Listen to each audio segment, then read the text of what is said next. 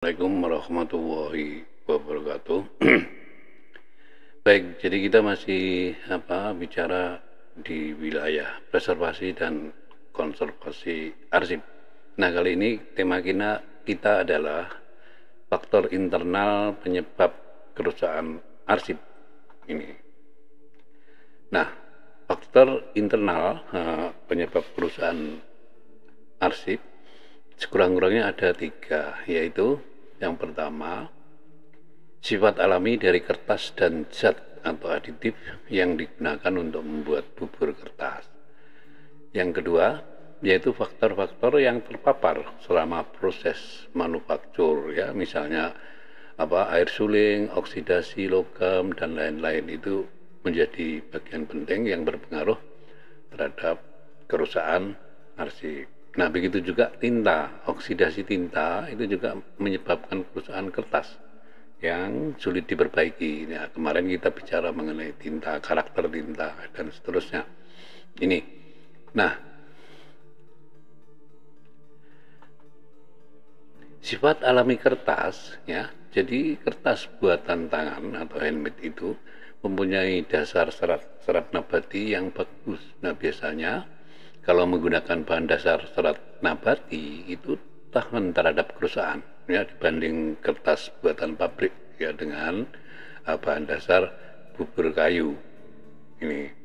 Nah, kemudian umumnya kertas dari bubur kayu itu mengandung banyak senyawa seperti minyak damar, tawas, klorida dan seterusnya, yang menjadi faktor munculnya karakter asam pada kertas. Nah, makanya ada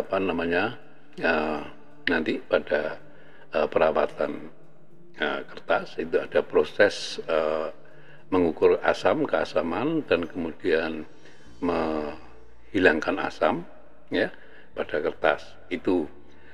Nah, yang berikutnya, jadi semua aditif itu bahan-bahan campuran itu ini dapat memecah menghidrolisa rantai selulosa yang akibatnya kekuatan mekanik dari kertas itu mengalami kekurangan, ya, seperti misalnya daya tahan lipat kertas menurun dan mudah robek dan seterusnya. Jadi ini sifat alami kertas itu juga menjadi salah satu penyebab internal, ya, kerusakan kertas. Nah, ini cara mengukur pH, nanti kita coba praktek.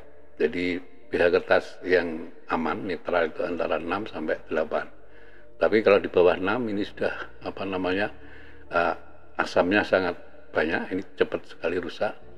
Kemudian kalau di atas 8 ini unsur alkalinnya banyak, dan ini juga bisa menyebabkan kerusakan kertas. Nah, yang berikutnya adalah ini oksidasi lignin, ya. Di dalam kertas itu sendiri kan ada oksidasi lignin dan rosin. Ini juga yang menjadikan kertas itu cepat menguning.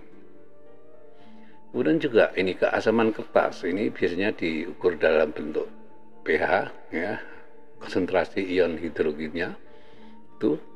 Nah, pH yang sangat bagus itu adalah memiliki pH 7. Ini kertas yang sudah dinyatakan bebas asam ini, ya. Oke, sekali lagi nanti kita praktek ini, ya, membebaskan asam kertas. Caranya bagaimana? Ya, nanti kita lihat. Oke. Dan kemudian keasaman kertas dapat menular pada kertas lain, ya, yang ditempatkan dalam satu wadah. Ya, mengapa itu terjadi? Karena terjadi kontak fisik, ya. Jadi itu juga bisa menyebabkan peningkatan kadar asam di dalam kertas itu. Nah, ini yang berikutnya adalah tinta. Jadi penyebab kerusakan selain tadi adalah yang kedua, ini tinta. Tinta, ya, kemarin kita kan bicara tinta juga, ya, karakter tinta seperti apa, tinta yang bagus itu seperti apa, dan seterusnya.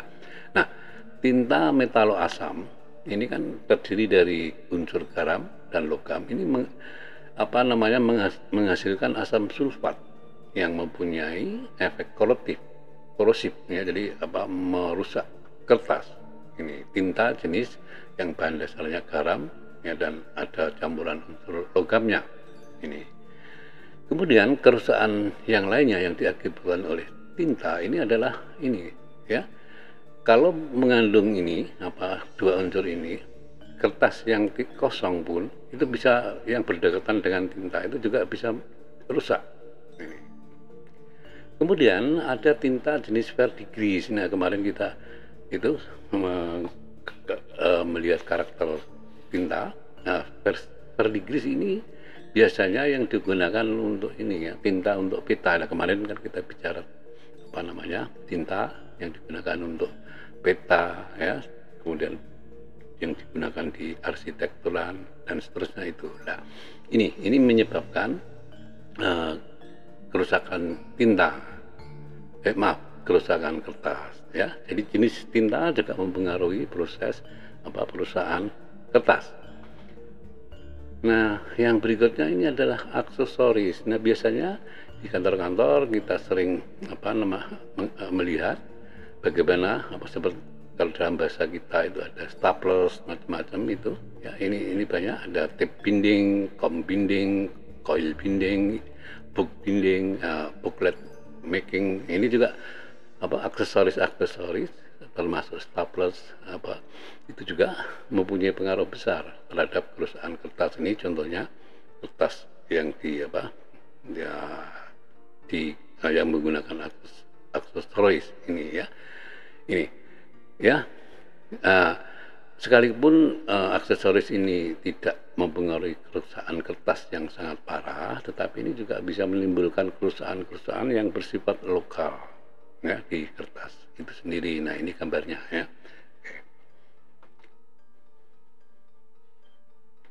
Nah, yang keempat ini kesalahan penanganan arsip itu sendiri. Arsip yang disimpan di dalam box maupun ketika akan digandakan ya. Ini cara yang tepat, ini ada dua gambar ya. Yang pertama ini sangat tidak dianjurkan, ini salah ketika menggandakan dengan fotokopi dengan cara ini. Nah, yang benar adalah menggunakan fotokopi yang arsipnya ini tidak bergerak sama sekali. Jadi diletakkan kemudian seperti di foto, di potret. Nah, ini jenis mesin penggandaan yang sangat baik sehingga tidak menimbulkan kerusakan pada arsip itu. Nah, yang kemudian ini ya, pada saat ini ya, ini kan box arsip.